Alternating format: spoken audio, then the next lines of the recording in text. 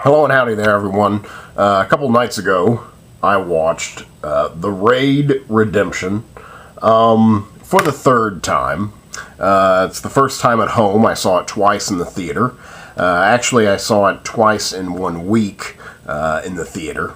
And I got the Blu-ray, bought it for myself with some birthday money, and had yet to get a chance to watch it. So I watched it the other day, and I loved it. I definitely think it's one of the better films of 2012. Certainly the best action film in recent memory. I mean, like, I've tried to sit and think of other, like, action movies that I enjoyed as much as this one.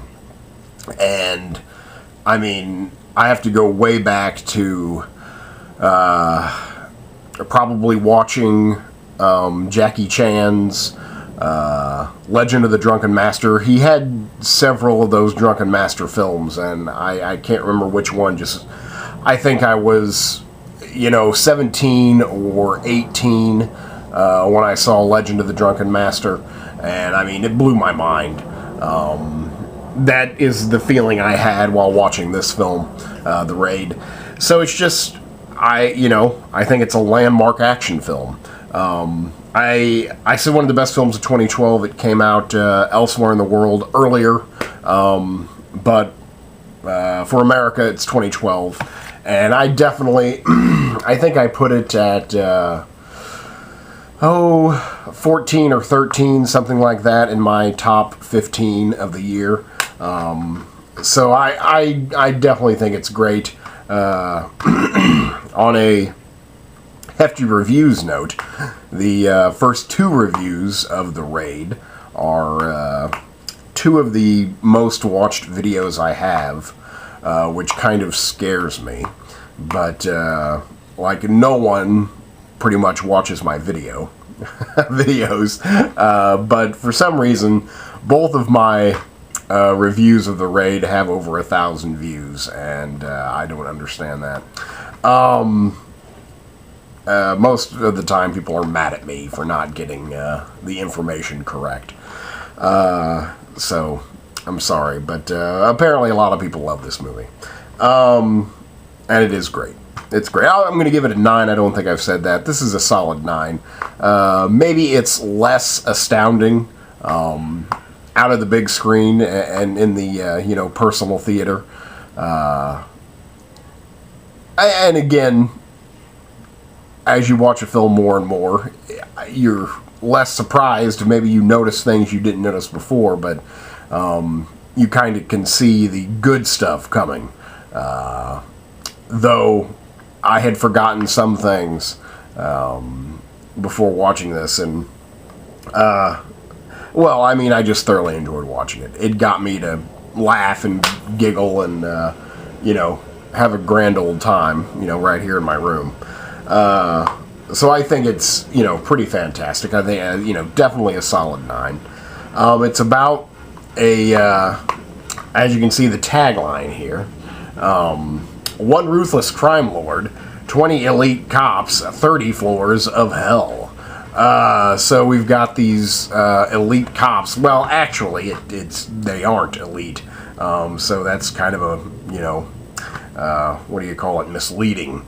They are not 20 elite cops. There's probably like 5 elite cops, and the rest are like rookies and just meat to be thrown in a grinder. But anyway, so these 5 elite cops and 15 bags of meat try and penetrate a crime lord's stronghold, which is basically apparently a 30 floors of hell, a 30-floor apartment block, and he's somewhere around like level 17, and they've got to fight their way up to capture this crime lord, or so it would seem to be for legal purposes, or so it would seem.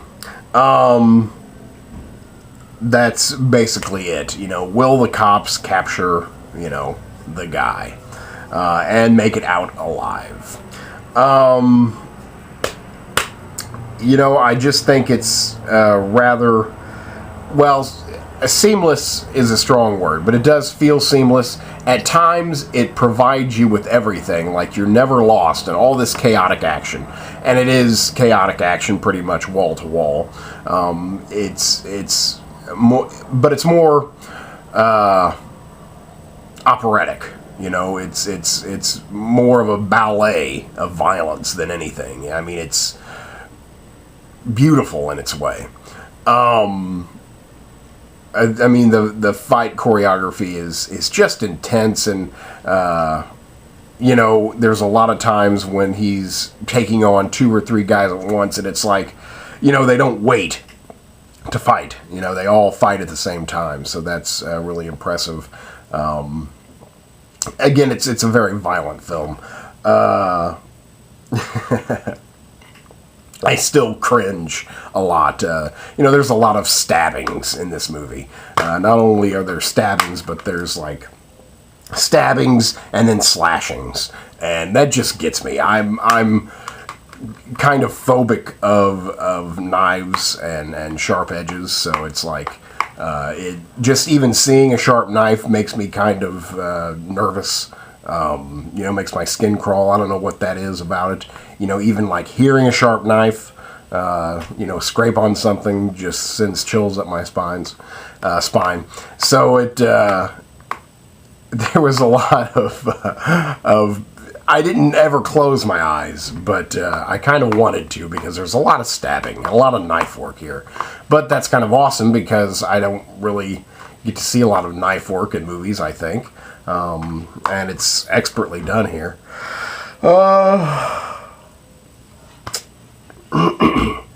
There are some instances, and people, again, in my past reviews of this film, have put in the comment section that it does all make sense, and, you know, they point out that, yes, people do get to their rooms or whatever, but I swear that there are giant leaps of not logic, but it's just like, if they need something done, it's going to be done. Just, you know, so the story can keep on going. It does, you know, does not rise above that trap of action films where, you know, sure, physics sometimes take a back seat, but this is like, I don't know how some characters get to where they're supposed to be. We never get to see that. And for me, it all deals with the guy with the sick wife. It's the only one I kind of even think about, though there are a few that stick out. The guy with the sick wife, I don't know how he teleports around the building. You know, that's the one thing is like that even makes me go like, what's going on here? Is that guy is somehow moving safely throughout the building while everyone else is dying, and he does it with lightning speed and stealth. I really can't tell you any of the actors' names in here. Well, I'm going to tell you because I'm going to read them, but I don't know any of them personally. I guess this Iko Uwais, he's the star, one of the main action choreographers. He's definitely talented. All the acting is, you know, acting or action movie acting. There you go. Action movie acting. Nothing too deep is required. I mean, you have to be intense at all times. And everyone delivers on that. You know, I believe everyone is in danger. So all the acting is good for the genre. It's you know, fine. You're not going to see any, you know, Shakespeare here. Let's see, what do we got here?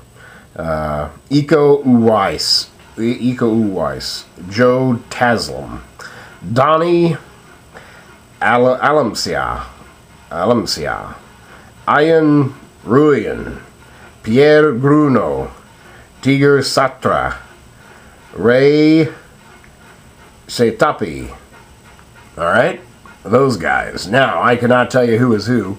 I pretty much only recognize this guy he plays Mad Dog in the film. I could swear I have seen him in some other films before, not where he gets to have any lines, but where he gets to be the, the small Asian man who flies around the room killing everyone. I could swear that I've seen him in American films before. Here he gets a big role, and he's like the biggest badass, and he's awesome. It looks really good. That's really the victory here, is the editing and the directing. This is, I don't know if it's his first film. His first film I've seen of his is Gareth Evans. He wrote and directed the film. It's very good. The cinematography is just a little flat, I guess. I can't say that it's a gorgeous looking film, but it is well shot, well composed, and if the colors aren't beautiful, if the lighting isn't beautiful, the shot composition is certainly striking. He uses shadows really well. I don't know. Again, I think this is a victory for editing more than anything.